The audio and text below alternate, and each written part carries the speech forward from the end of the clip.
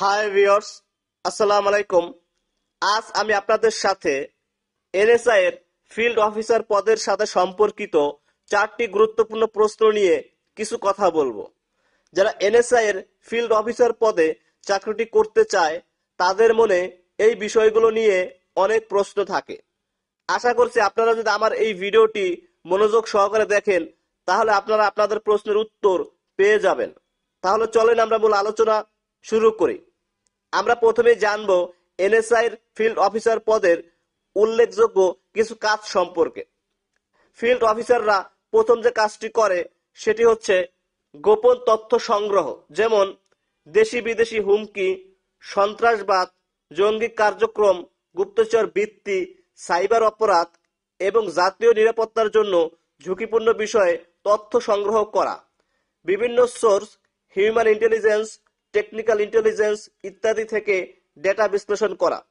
Field অফিসাররা দ্বিতীয় যে কাজটি করে সেটি হচ্ছে সার্ভেইল্যান্স বা নজরদারি, যেমন সন্দেহভাজন ব্যক্তি, গোষ্ঠী বা সংগঠনের উপরে গোপনে নজরদারি করা। ইলেকট্রনিক, ডিজিটাল বা ফিজিক্যাল সার্ভেইল্যান্স পরিচালনা করা। ফিল্ড অফিসাররা তৃতীয় যে কাজটি করে সেটি হচ্ছে কাউন্টার ইন্টেলিজেন্স, যেমন বিদেশি গোয়েন্দা সংস্থা বা শত্রুদের গুপ্তচর বৃত্তি রোধ করা, বাংলাদেশের অভ্যন্তরে বৈদেশিক প্রভাব বা হস্তক্ষেপ মোকাবেলা করা। ফিল্ড অফিসাররা চতুর্থ যে কাজটি করে সেটি হচ্ছে অভ্যন্তরীণ নিরাপত্তা, যেমন রাজনৈতিক অস্থিরতা, সাম্প্রদায়িক সহিংসতা বা অর্থনৈতিক সন্ত্রাস, যেমন মজুরদারি, কালোবাজারি সম্পর্কে আগাম তথ্য দেওয়া। সরকারি বেসরকারি গুরুত্বপূর্ণ স্থাপনায় নিরাপত্তা ঝুঁকি মূল্যায়ন। ফিল্ড অফিসাররা পঞ্চম যে কাজটি করে সেটি হচ্ছে সাইবার সিকিউরিটি ও টেকনিক্যাল অপারেশন, যেমন সাইবার হামলা, ডেটা চুরি বা ডিজিটাল গোয়েন্দাগিরি রোধে কাজ করা। যোগাযোগ network, call, internet monitoring. Field অফিসাররা ষষ্ঠ যে কাজটি করে সেটি হচ্ছে বিশেষ অভিযান ও সমন্বয়, যেমন আইন প্রণয়নকারী সংস্থা, র্যাব, পুলিশ, সেনাবাহিনী বা অন্যান্য গোয়েন্দা শাখার সাথে সমন্বয় করে অপারেশন পরিচালনা। উচ্চ প্রোফাইল অপরাধী বা সন্ত্রাসীদের গ্রেপ্তারে সহায়তা করা। ফিল্ড অফিসারদের সপ্তম যে কাজটি করতে হয় সেটি হচ্ছে রিপোর্টিং ও বিশ্লেষণ, যেমন সংগৃহীত তথ্য দ্রুত উচ্চ কর্তৃপক্ষদের কাছে রিপোর্ট করা, ঝুঁকি বিশ্লেষণ করে সম্ভাব্য হুমকি মোকাবেলার পরিকল্পনা করা। এখন আমরা জানবো এনএসআই এর ফিল্ড অফিসার পদের পরীক্ষা পদ্ধতি সম্পর্কে। ফিল্ড অফিসার পদের পরীক্ষা সাধারণত 4টি ধাপে সম্পন্ন করা হয়ে থাকে।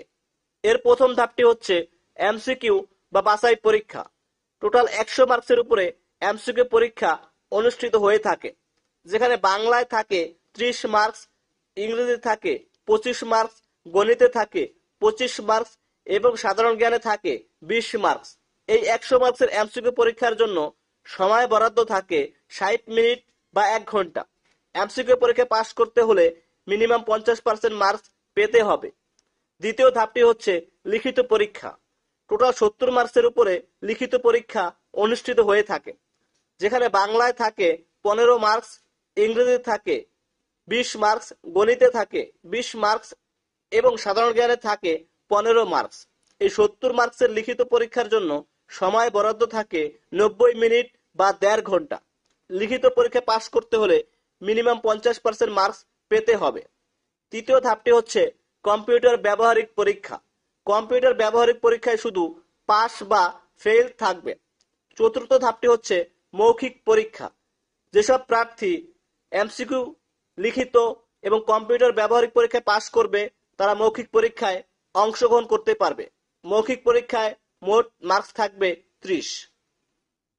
এখন আমরা জানবো এনএসআই এর ফিল্ড অফিসার পদে আবেদন করতে হলে একজন প্রার্থীকে কি কি যোগ্যতা থাকতে হবে।